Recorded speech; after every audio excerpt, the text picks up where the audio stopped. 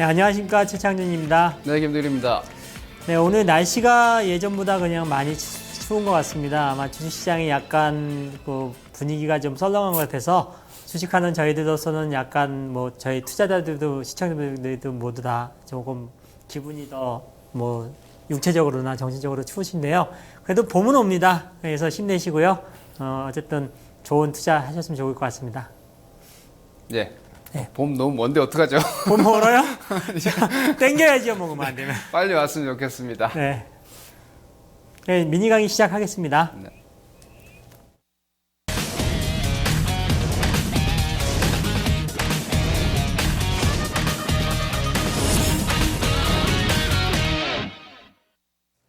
네, 최근에 그 국내 주식시장이 약세를 보이는 거는 제가 봤을 때 국내 주식시장의 문제뿐이 아니고요. 해외 주식시장에서 계속 뭐 유럽이라든지 중국 그리고 미국 다 약세를 보이면서 중국이 약세를 보이면 또 미국에서 또 도와주고 더 빠지고 또 한쪽에서 뭐 유럽이 올라줘야 되는데 다 같이 동반하락하고 또 아시아시권에서는 또 일본도 좀 안 좋고요. 그리고 일본이 안 좋고 대만도 안 좋고 전 세계적인 문제인데 거기에서 공통점은 뭐냐?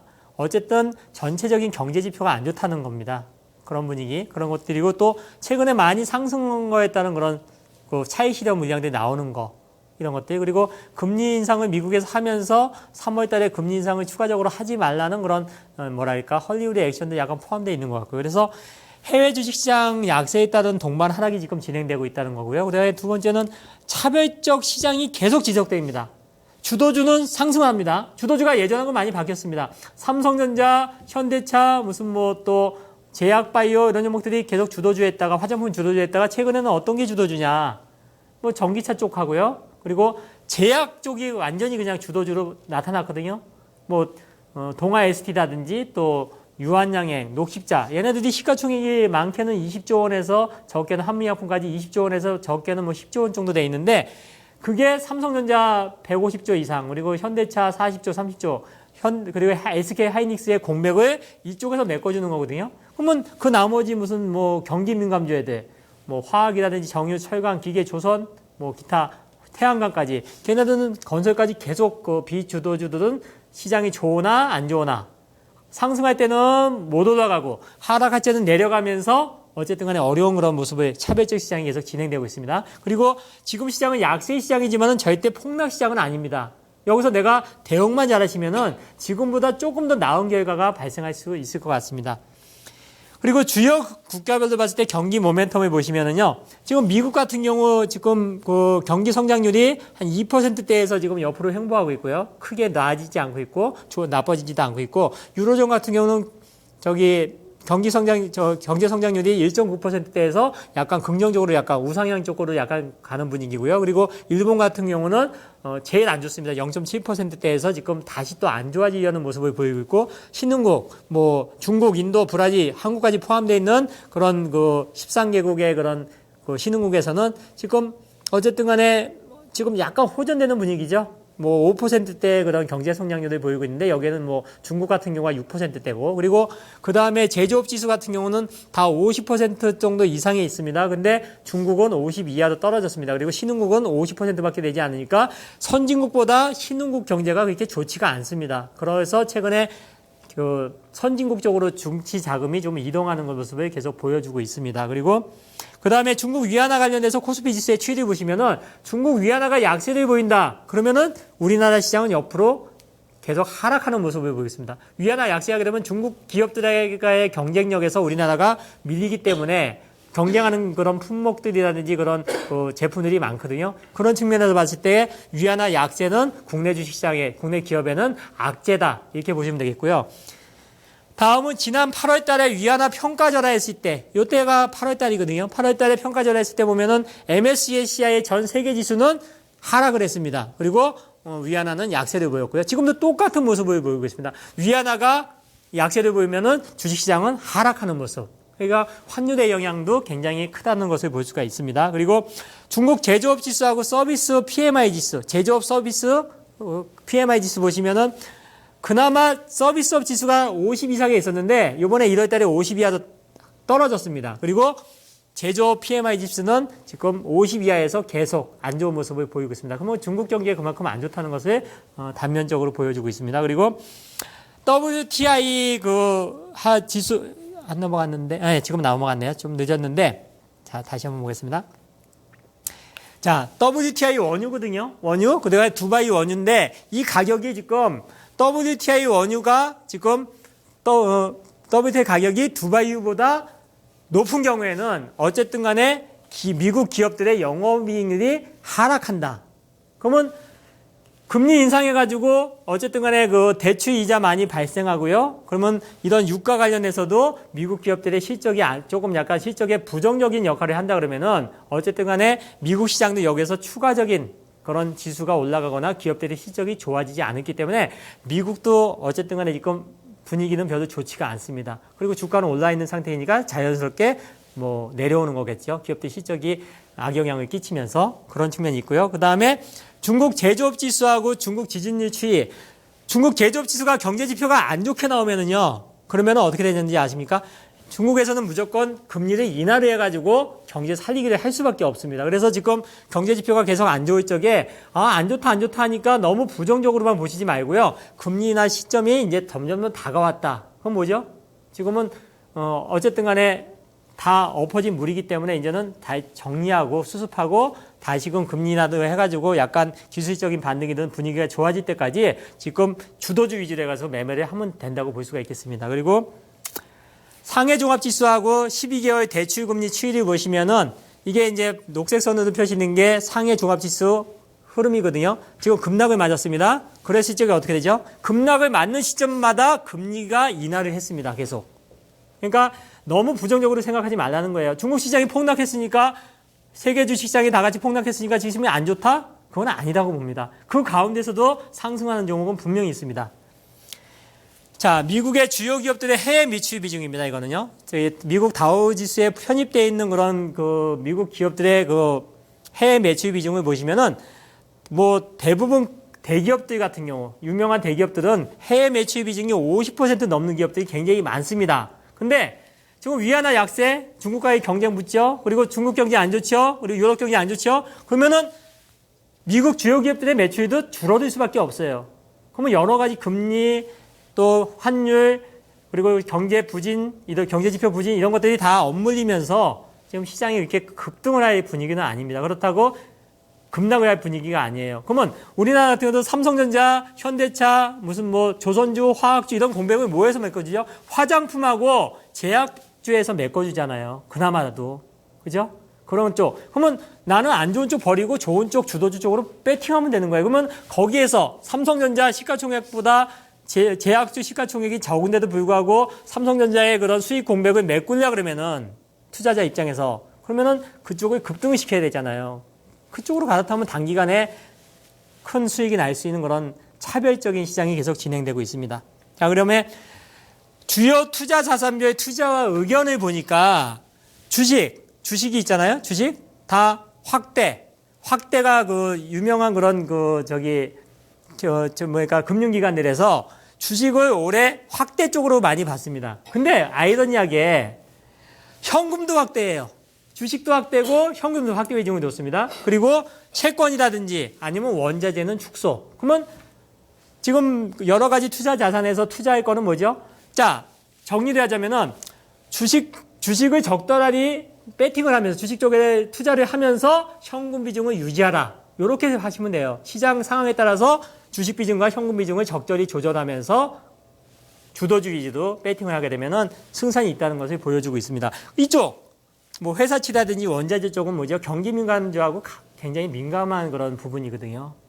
그렇게 보면 되겠고요. 그리고 코스피 지수 62 이격 평균 이격도 추이를 보게 되면은 지금 현재가 지금 62평 이격도가 95 정도 위치해 있거든요. 근데 2012년도 가장 지수가 이격이 많이 벌어졌을 때가 85였거든요. 85 정도 되니까 반등이 더 났고요. 이격이 좁혀지면서. 그 다음에 90 정도, 95 정도. 그러면 지금 62 지수하고 코스피 지수하고 62 이격도가 지금 95 정도 있다 그러면은 더 많이 빠져짜리보다는 여기서 추가적인 하락이 있더라도 하락은 제한적이고 여기서 어느 정도 반등이 일어날 시점이라고 볼 수가 있겠습니다. 이런 것들이 봐서요. 그리고 또, 자, 그리고 최근에 그 전 세계 증시의 그 PER, 22개월 예상 PER 수준을 지금 보니까 뭐, 여기 보시면 코스피가 한 PER이 수준이 10.5, 그리고 그 다음에 상해 중국이 12배, 그리고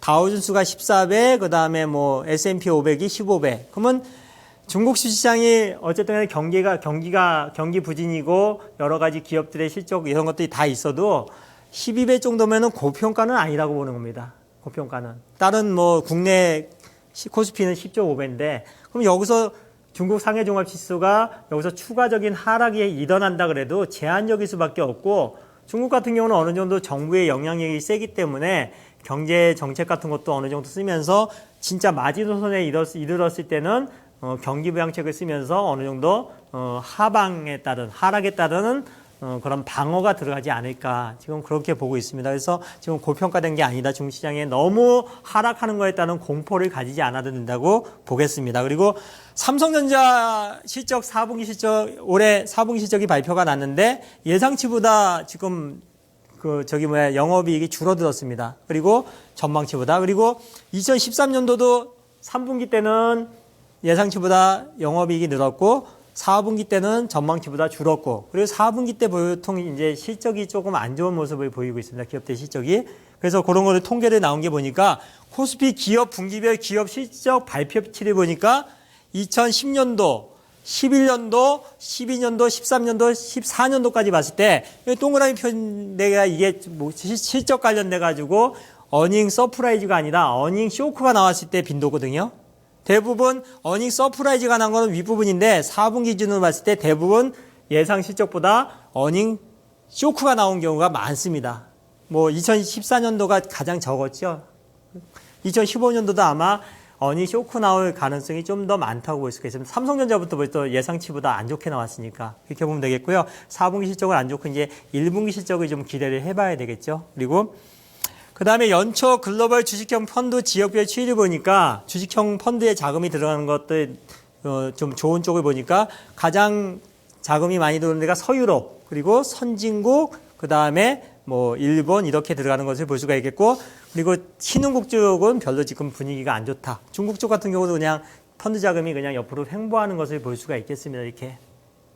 그래서 이 주식형 펀드의 자금의 추이를 보게 되면은 지금 주식도 마찬가지입니다. 지금 주도주들, 지금 작년 2014년도, 15년도 계속 좋았던 게 뭐죠? 화장품, 그리고 제약바이오 섹터, 거기에다가, 지금 삼성전자는 벌써 작년에 조금 좋았다가 안 좋아졌고요. 그 다음에 현대차도 계속 안 좋고 있고, 현대차 같은 거 예를 들면은 원달러 환율은 원화 약세가 되면서 수출하는 현대차 입장에서는 좋은데, 위안화가 약세를 보이면서 중국 관련된 기업들하고 경쟁이 붙어버리고 또 엔화가 계속 약세가 지속되면서 일본 차하고도 영향을 미치고 그리고 유럽 쪽 경제, 중국 경제 이렇게 되면서 똑같은 가격이면은요 어쨌든 간에 수출 경쟁력이 떨어질 수밖에 없어요. 환율 측면이 있기 때문에. 그래서 원화가 약세가 되니까 자동차가 좋아질 것이다. 이건 아닙니다. 위안화가 약세가 지속되고 엔화가 약세가 지속된다 그러면은 플러스 마이너스 해가지고 원화가 약세가 되든 마이너스이기 때문에 자동차주들이 그래서 최근에 그렇게 시장에서 주목을 못 받고 긍정적이지 않은 모습을 보이고 있고요. 그리고 삼성전자 같은 경우 단기간에 실적이 좋아질 가능성 없습니다. 휴대폰 박살났죠? 반도체 어느 정도 유지한다 그래도 주식이라는 게 계속 실적이 좋아지면서 성장성하고 대체할 수 있는 그런 신규 사업이 있어야 되는데 아직까지 그런 부분이 없기 때문에 삼성전자도 당분간 어렵다. 그럼 뭐죠? 신약들 계속 개발해서 발표 나오고 수치가 나오는 그런 제약주 그리고 헬스케어 관련된 종목들 이런 종목들이 계속 강세를 보이는 거고 거기에 추가되는 게 전기차 관련 또 그런 종목들 어쩔 수가 없습니다. 그래서 주도업종과 주도주는 쉽게 지금 당분간 바뀌지 않을 것 같습니다. 그리고 하나만 더 보면은요 채권 관련돼 가지고만 보겠습니다. 채권 관련돼서도 보게 되면은 선진국 쪽으로 약간 많이 유입이 되는데 대부분 채권 쪽으로는 감소가 됩니다. 유입이 되는 게 아니라 이제는 들어오다가 약간 줄어드는 모습 이런 모습을 보이고 있습니다. 네, 여기까지 마치겠습니다.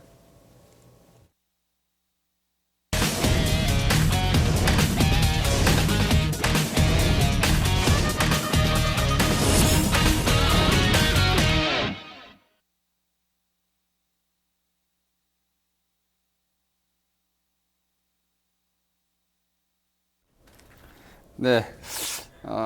잠깐만요. 제가 제 자료를 좀 찾아서 시작하도록 하겠습니다.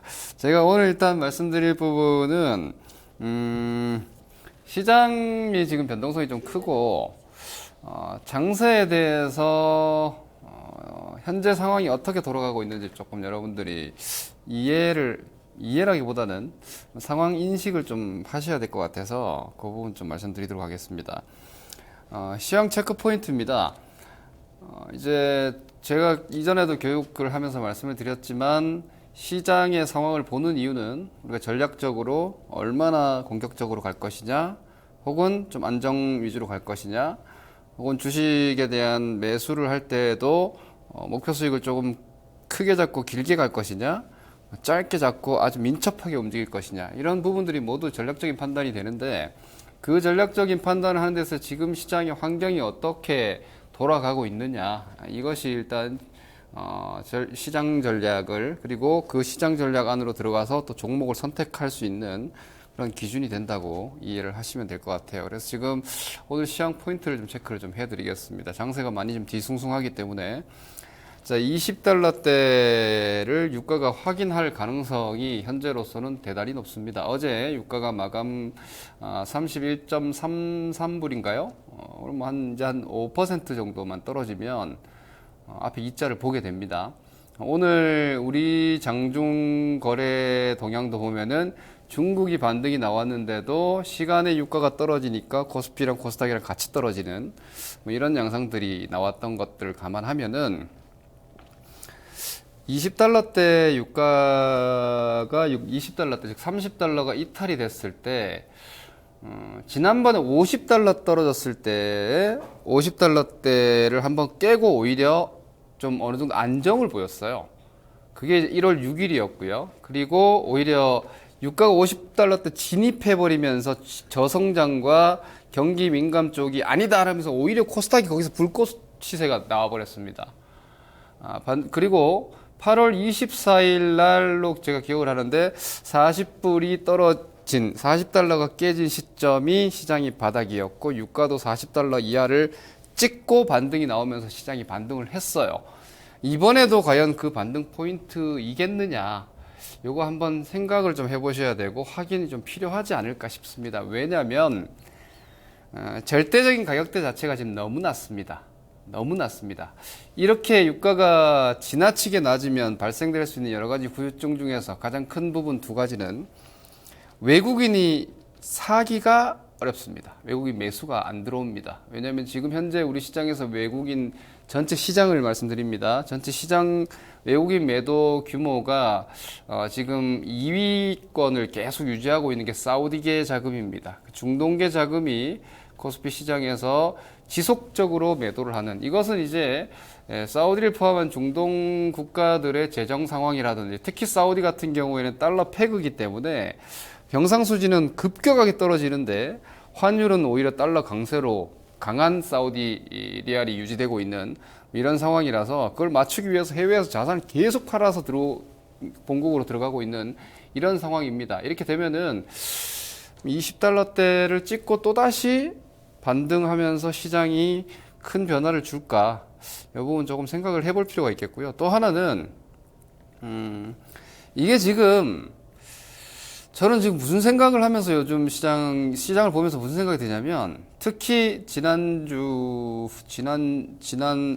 목요일이었나요? 지난 목요일 날로 기억을 하는데, 홍콩 시장 움직이는 거 딱 보니까요, 이거는 뭔가 대단히 강력한 어택이다. 이거는 뭐랄까, 위안화도 그렇고 중국 시장은 중국 정부 당국의 입김이 절대적입니다. 개인 투자자 비중이 압도적이고, 그래서 중국 본토에서는 중국 국대라고 얘기하는 중국 기관들이 주가 방어도 하고 뭐 여러 가지 조치들로 막아내려고 하는데도 불구하고, 이 동시 상장되어 있는 홍콩 H 시장에서는 외국인이 갑이에요. 외국인이 주인이란 말이에요.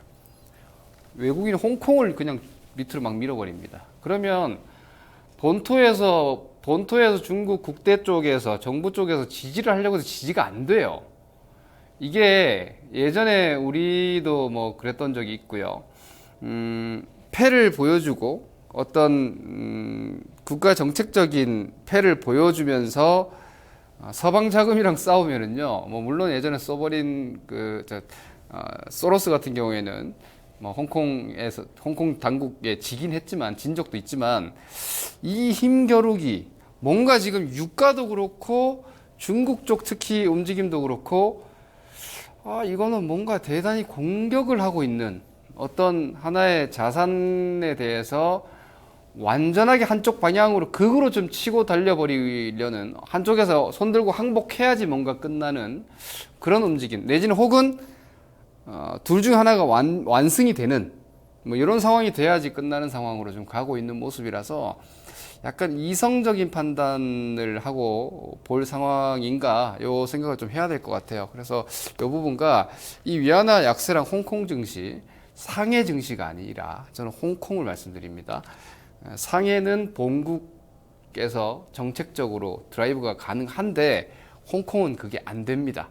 홍콩 이게 중국 시장이 가장 큰 패착인데 동시 상장이에요. 기업들이. 그러다 보니까 중국 증시 본토에서 주식을 지지를 시켰을 때 홍콩에서 외국인이나 이런 쪽이 동일한 종목을 아래쪽으로 밀어버리면 이 스프레드 차가 커지면서 여기서 매도가 자연스럽게 나와버립니다. 이런 양상들로 지금 중국 당국도 사실 마음먹은 대로 방어가 잘 되고 있는 상황은 아니라는 점에서 이런 어떤 뭔가 이 싸움이 좀 끝나는 거를 최소한 좀 확인할 필요가 있다는 생각을 저는 좀 가지고 있습니다. 노출된 악재. 다시 말해서 지금 이야기하고 있는 이런 내용은 제가 조금 디테일하게 이렇게 흐름을 설명드리긴 했으나 뭐 위안화 약세 변동성이라든지 그리고 중국 증시의 급락 뭐 유가의 20불대 진입 이거 다 뭐 어차피 보이는 거 아니야? 어차피 다 노출된 거 뭐 그런 상황이 생겨봐야 이건 블랙스완이 아니잖아. 예기치 못한 재료가 아닌 게 아니라 이거는 그냥 우리가 우려했던 하나의 변동성 정도 아닌가라고 하기에는 지나치게 큰 액션이라는 겁니다. 유가 선물 시장이 얼마나 큰 시장인데, 그죠? 유가 선물 시장이 엄청나게 큰 시장인데 이쪽에서의 어떤 아주 액티브한 움직임, 위안화, 홍콩에서 은행 간 금리가 폭등할 정도로 지금 중국 당국에서 홍콩 쪽에서 여계 쪽에서 지금 스프레드를 줄이려고 막 위안을 사다 보니까 일시적으로 홍콩의 위안화가 말라버리는 현상까지 나오는. 그리고 아까 보니까 재밌는 뉴스도 나왔던데요. 영내 시장, 홍콩이 아니라 중국 당국이 움직인 영내 시장을 한국은행을 포함해서 13개인가 각국 중앙은행들이 영내 위안화 거래를 할 수 있게 열어줬더라고요. 이거 헬프 친 거 아닌가? 라는 생각이 저는 좀 들더라고요, 오히려. 그러니까 당국에서 인민은행 쪽에서 뭐 위안화를 사기에 뭐 역부족인가? 이런 생각이 좀 들 정도로 하여튼 뭐 이런 상황들 자체는 지금 좀 아주 긴박하게 아직은 돌아가고 있고 이것이 과연 끝났는지에 대해서는 아직은 저는 진행되고 있는 거 아닌가라는 상황이기 때문에 이 부분 좀 지켜봐야 됩니다. 이것이 만약 더욱 가속화됐을 때는 지금까지는 뭔가 버티지만 항상 시장이 블랙스완이 뜰 때는요. 설마 하다가 짠 하고 한 5일 정도 쫙 빠지고 그냥 끝나버립니다.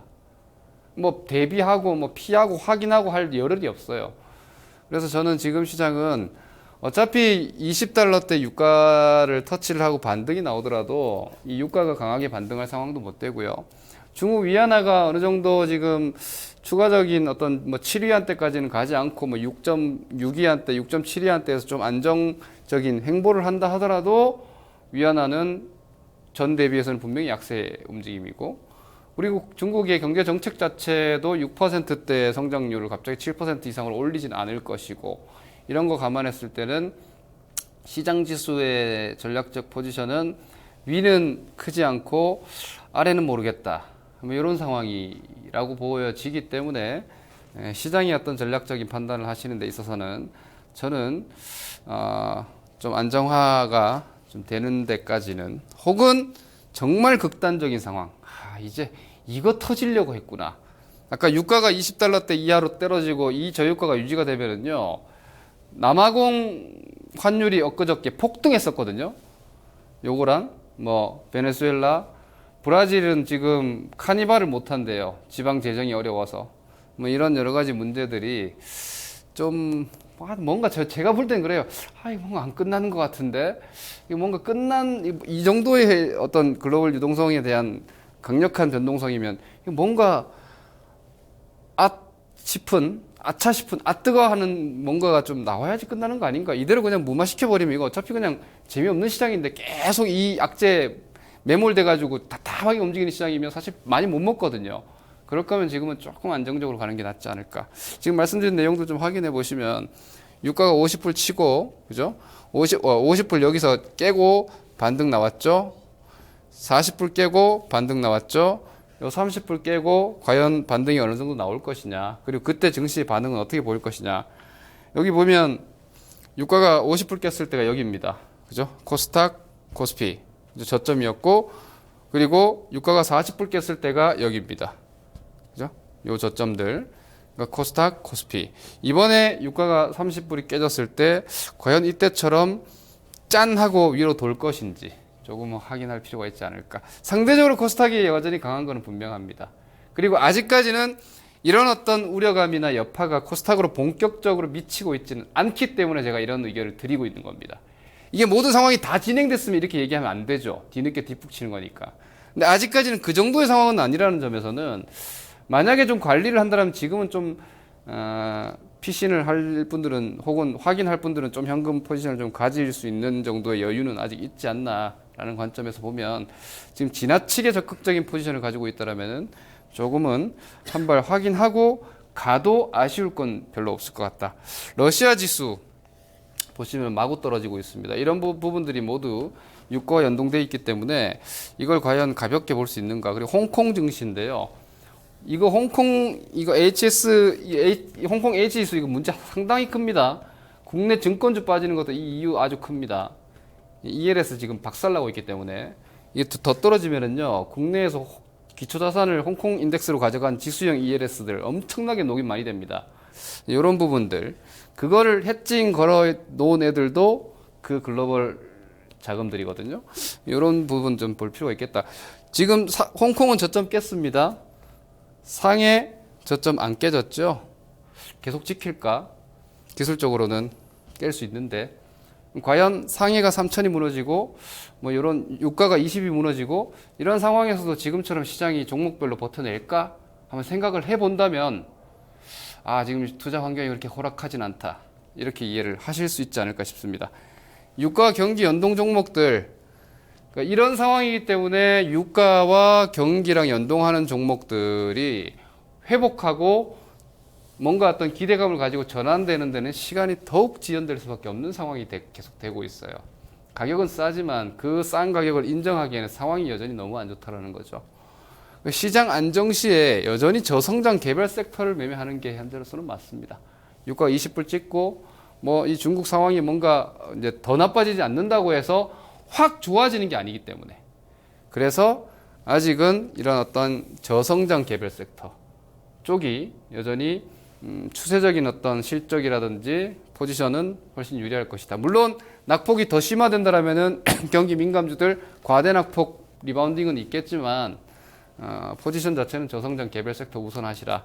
그리고 글로벌 금융시장의 변동성이 좀 완화되거나 이 정점이 좀 될 때까지는요, 지금 욕심 많이 낸다고 수익 단기적으로 그렇게 크게 날 구간은 이제는 아닌 것 같아요. 오히려 연말 이후로 넘어오면서 개별 섹터들도 오늘 잘 가던 주식들도 막 어제 오늘 떨어진 주식들이 있거든요. 그런 종목들이 나오고 있는 걸 보면은 시장의 개별 섹터들도 기대 수익률이 조금 낮아지고 있다. 위는 적고 아래는 좀 미지수다. 지켜봐야겠다. 모르겠다. 이 정도의 저는 의견을 좀 드리고 싶습니다. 단기적으로는 오히려 현금을 좀 가지고 가시는 이런 전략이 좀 필요하지 않을까. 뭐 현금 가지고 안정되면 좀 더 주고 사시면 되는 거니까 지금은 이런 포지션이 좀 필요할 거다라고 이해하시면 될 것 같습니다. 네, 2부 종목 상담 다시 이어지겠습니다.